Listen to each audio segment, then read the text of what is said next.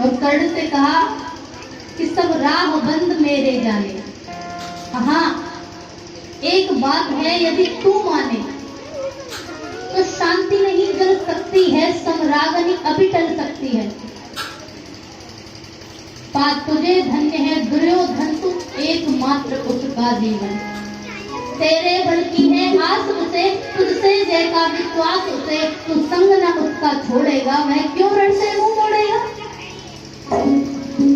कर्ण से कहा कि बस तू छोड़ दे, दुर्योधन को तू छोड़ दे, फिर तो मैं अकेला देख लूंगा, फिर तो मैं संभाल लूंगा जो भी होना है।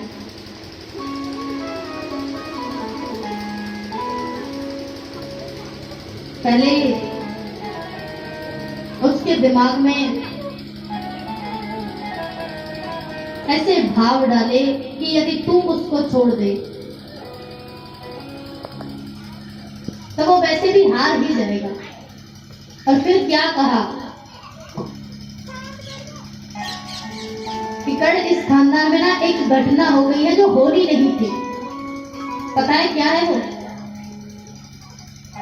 कि क्या अघटनीय घटना करार, तू प्रताप कुक्षी का प्रथम लाल। ये बात सबसे पहले कर्ण को भगवान श्री कृष्ण ने कब बताई? भगवान श्री कृष्ण ने कहा कि इस खानदान में ना एक बहुत बड़ी घटना हो गई है, तुझे पता है तू किसका पुत्र है? कर्ण बोला मुझे तो नहीं पता माधव। कहा कि तू प्रथा कौन है? कुंती। तो कुंती का प्रथम लाल, तो कुंती का बेटा है। और ये बात जैसे ही कर्ण ने सुनी तो कर्ण की तो आंखें एकदम खुली की खुली रह गई। मैं कुंती का बालक? अच्छा, ये बात पहले भी बता सकते थे। 14 वर्ष का जब वनवास हुआ था तब बता सकते थे। लाक्षागृह में जब पांडवों को जलाने की कोशिश की तब भी परस्पर मिले थे, ये दोनों तब बता सकते थे।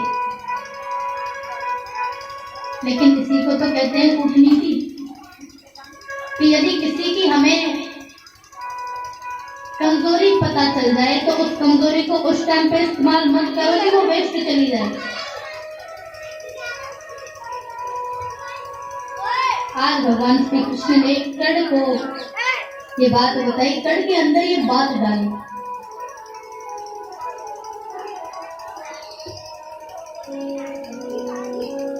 कर्ण एकदम चुप हो गया। कर्ण कोई बातों का जवाब ही नहीं दे रहा था। भगवान श्री कृष्ण ने कहा एक काम कर, तू रथ चलाने की स्थिति में नहीं है, रथ यहीं पे रोक, तो मेरे रथ पे बैठा। तो उसका रथ वहीं रुकवाया और भगवान श्री कृष्ण ने अब कर्ण को अपने रथ पे बिठा लिया। अब भी कर्ण ही रथ चला रहा था। फिर भगवान श्री कृष्ण ने कहा कि देख, वो तेरी माँ है और जिन्हें तू अपना दुश्मन, अपना बैरी समझ रहा है ना, वो तेरे भाई हैं। कि बिछड़े भाई मिल जाएंगे, सब मिलकर भोग मनाएंगे। कुंती का त्यों ही परम ज्येष्ठ, बल बुद्धिशीलता में परम श्रेष्ठ। पद प्राण भीम पहनाएगा, धर्मार्थ चवन डुलाएगा। तो भीम है ना, देखिए कैसे लालच, कैसा लोभ दे रहे हैं कि तुझे ना पैरों में चप्पल भीम पहनाएगा। और कहा कि पहरे पर पाठ प्रवर होंगे। जिसे तू अपना शत्रु मानता है ना, तेरा छोटा भाई, वो तो तेरा एनर्जी कमांडो बनेगा। बस तू एक यही काम कर कि तू दुर्योधन को छोड़ दे और अपने भाइयों के पास आ जा। लेकिन कर्ण के भी इस समर्थन को, इस दृढ़ता को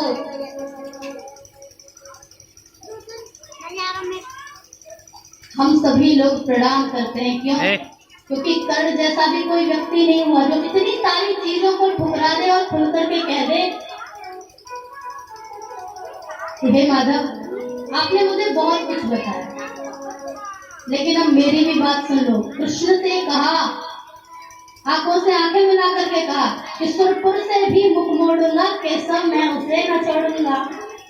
अब बताइए ऐसा कोई हो सकता है? कर्ण ने कहा कि मैं सब कुछ छोड़ सकता हूँ लेकिन दुर्योधन का संग नहीं छोड़ूंगा। मुझे नहीं पता ये धर्म है या अधर्म है। मैं जानता हूँ कि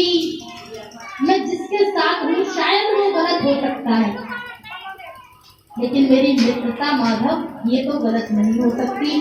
जिस समय मुझे सब अपमानित करते थे, मेरी तरफ कोई दृष्टि करके भी नहीं देखता था, उस समय दुर्योधन ने मुझे अपनाया है। और आज आप मुझे बोल रहे हैं, मुझे कह रहे हैं कि तू इसे छोड़ दे।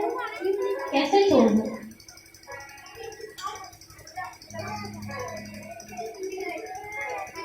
कृष्ण पांडवों के पास वापस आ गए।